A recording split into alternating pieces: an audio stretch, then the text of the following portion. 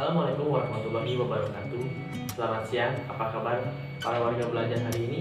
Mudah-mudahan selalu diberikan kemudahan dalam menjalankan aktivitasnya sehari-hari dan senantiasa diberikan kesehatan oleh Tuhan Yang Maha Esa. Meskipun pada masa pandemi COVID-19 ini di Indonesia masih ada, dan saya harapkan tidak menyurutkan semangat belajar. Di mana pada masa pandemi ini meskipun dalam keadaan daring dan senantiasa mudah-mudahan kita dapat bertatap muka seperti biasanya. Sebelum ke pembelajaran hari ini, baiknya kita berdoa terlebih dahulu supaya apa yang kita pelajari hari ini bisa mendapat membawa berkah.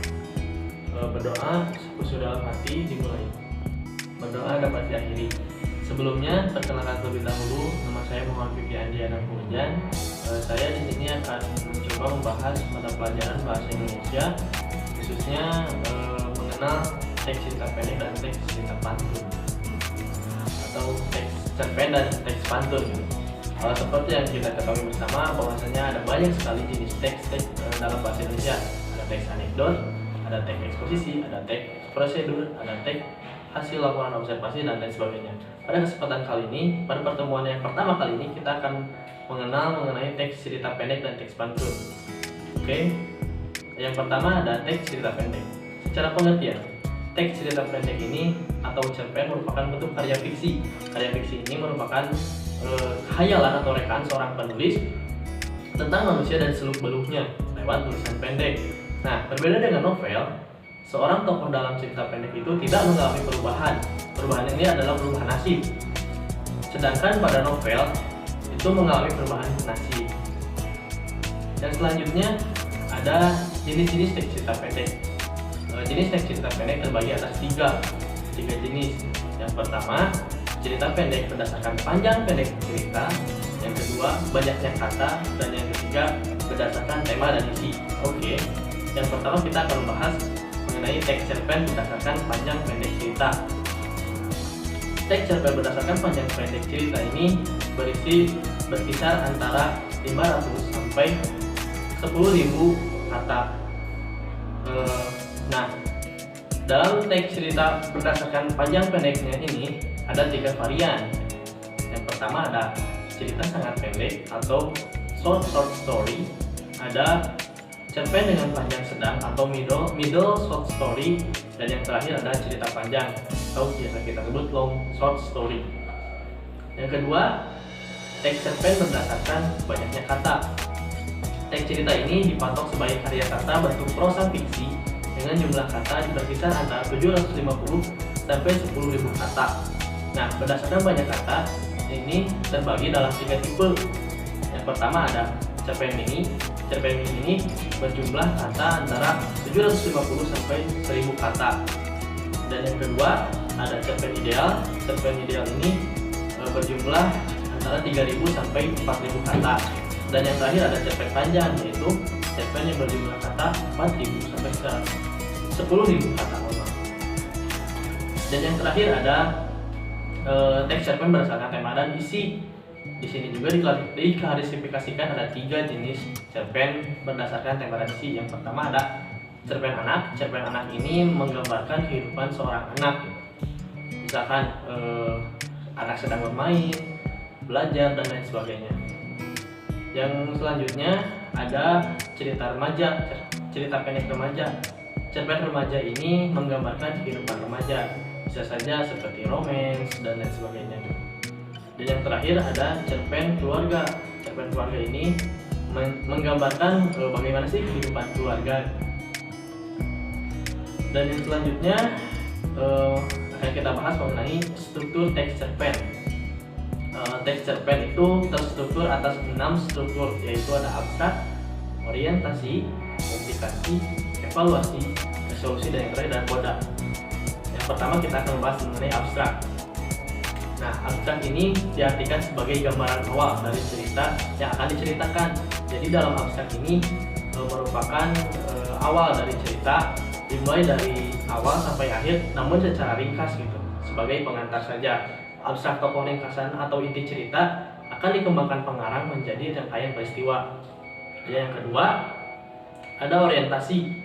Orientasi ini merupakan bagian pendahuluan dalam cerita. Nah, Dalam orientasi ini kita akan dikenalkan karakter, latar cerita maupun alur ceritanya seperti apa. Yang ketiga ada komplikasi. Komplikasi ini merupakan bagian gitu adanya konflik, sehingga konflik tersebut akan mengarah pada klimaks. Klimaks ini adalah puncaknya dari masalah. Komplikasi diartikan sebagai urutan kejadian yang dihubungkan secara sebab akibat. Karakter dan watak tokoh biasanya terlihat pada struktur komplikasi ini. Nah, pada komplikasi ini biasanya si karakter dari watak tokoh tersebut akan kelihatan gitu.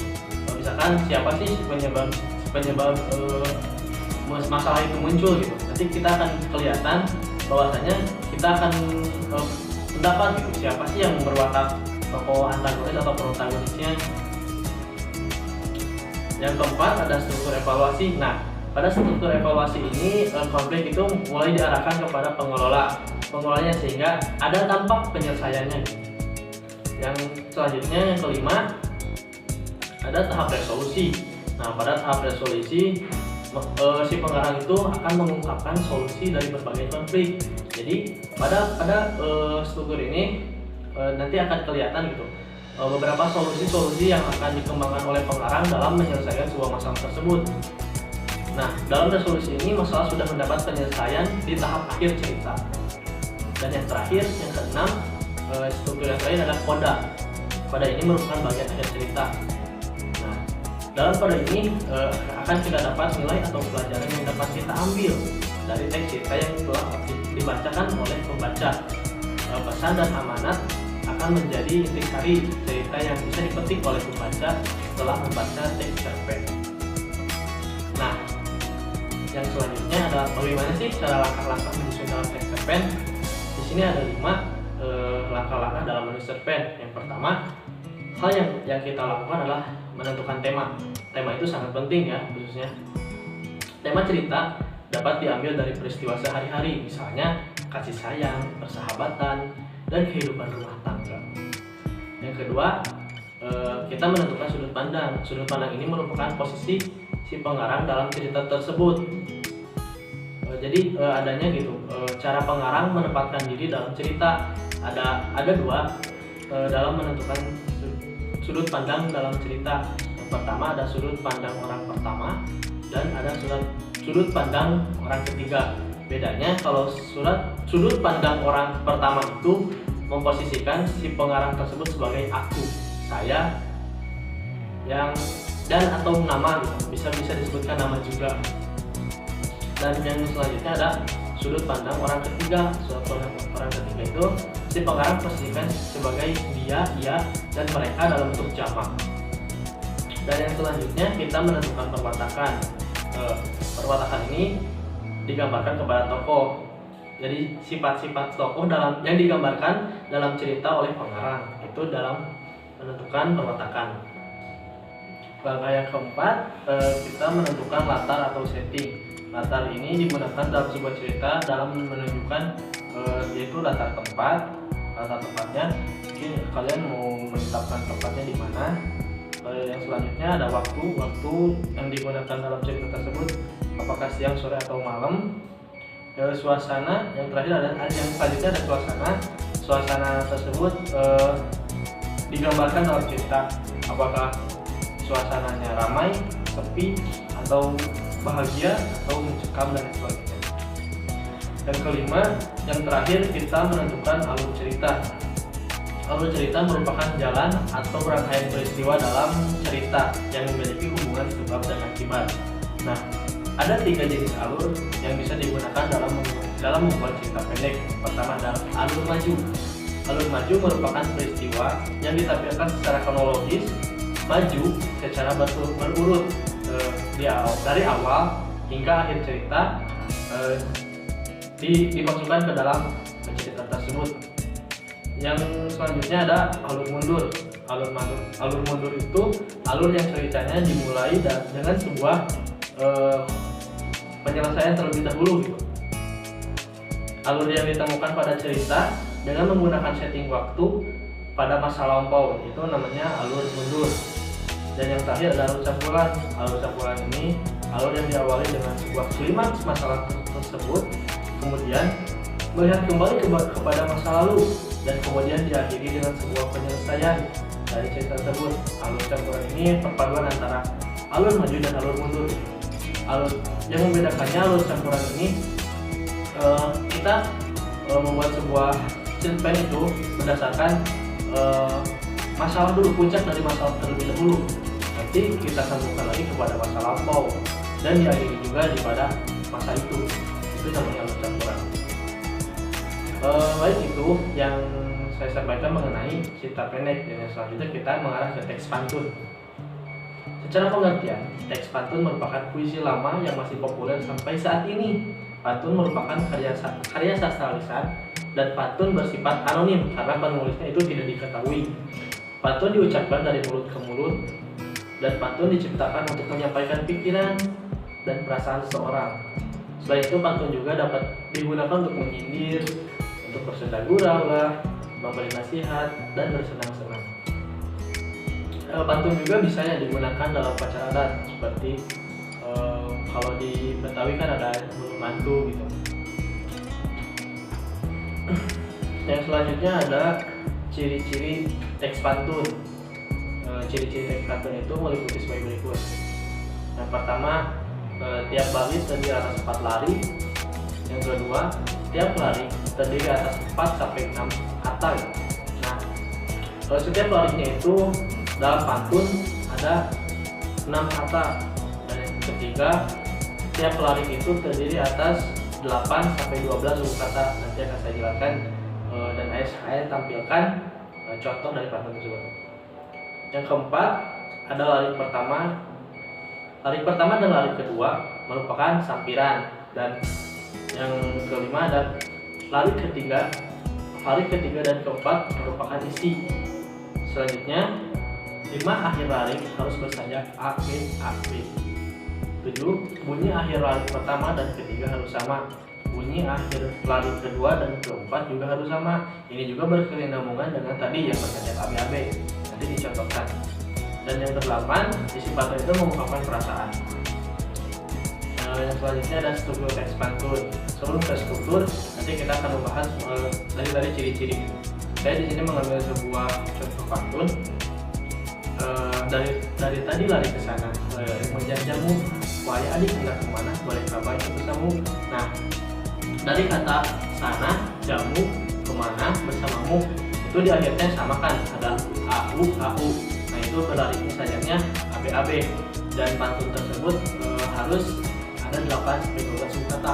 Kita itu dari tadi lari ke sana, lari-lari mengejar jamu, itu udah cukup 8 sampai 12 suku kata setelah saya itu. Nah, di sini juga kita akan kembali ke struktur teks pantun. Yang dari kata dari tadi lari ke sana, lalu mengejar jamu, itu namanya sampiran. Sampiran ini merupakan pengantar agar pembaca mau melihat ketiga dan keempat dari lari tersebut. Dan yang selanjutnya ada wahai adik hendak kemana, boleh kabar ikut bersamamu. Itu namanya isi. Isi di sini merupakan maksud dan tujuan dari pantun.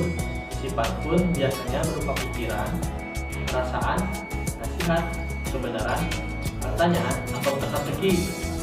Isi juga dapat berisi pesan yang disampaikan kepada orang lain.